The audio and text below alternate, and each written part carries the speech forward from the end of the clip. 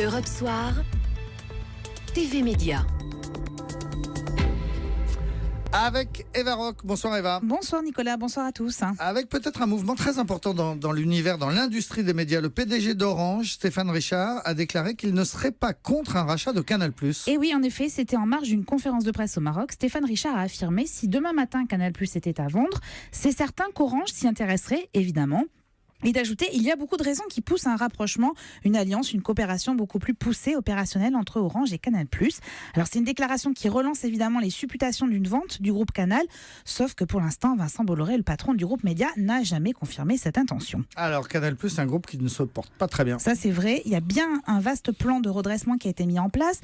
Nous avions déjà évoqué ici même les nouvelles offres commerciales qui sont destinées à stopper l'hémorragie d'abonnés, mais alors pour l'instant ce n'est pas significatif. Plus de 500 000 téléspectateurs se sont des abonnés en 2016. Et puis ces dernières semaines, le conflit à iTélé a évidemment terni un peu plus l'image du groupe dirigé par Vincent Bolloré. Alors évidemment, entre Orange et Canal+, il y a déjà un début de rapprochement. Oui, exactement. Les partenariats commerciaux ont même tendance à se multiplier. Il y a 3 mois, Orange a intégré à son offre box, internet, télévision les chaînes Canal+. C'était une façon d'apporter de nouveaux abonnés à la chaîne cryptée. Et puis en Afrique, notamment en Côte d'Ivoire, les deux entreprises se sont également alliées dans le cadre du lancement d'une offre de chaîne TNT. En fait, ce rapprochement vise notamment à lutter contre la concurrence féroce de SFR. Vous savez, c'est la filiale du groupe Altis, dirigée par Patrick Drahi. Alors SFR qui a acquis des droits de diffusion de compétitions sportives, qui s'apprête à lancer une chaîne ciné et série en 2017 et qui hier a encore frappé un grand coup puisqu'ils se sont enrichis de 4 nouvelles chaînes, Discovery, 13e rue, Sci-Fi et I. Ce sont 4 chaînes qui étaient depuis 15 ans distribuées par CanalSat. Donc autant dire que Orange et Canal ont vraiment intérêt à travailler ensemble à la fois sur les contenus et la distribution de ces contenus.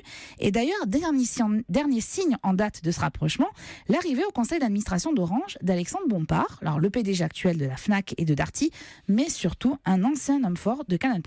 Dossier à suivre, comme on dit. Allez, qu'on suivra attentivement avec vous, Eva Rock. En attendant, si on regarde la télévision ce week-end, que nous conseillez-vous ? Dimanche, avant que le blues ne vous surprenne, laissez-vous tenter par une soirée sur Arte à partir de 20h55 avec la diffusion du Guépard, le chef-d'œuvre de Visconti, qui est suivi d'un documentaire, Portrait de Visconti, que je vous recommande particulièrement. Dimanche soir sur Arte. Merci et bon week-end, Eva Rock.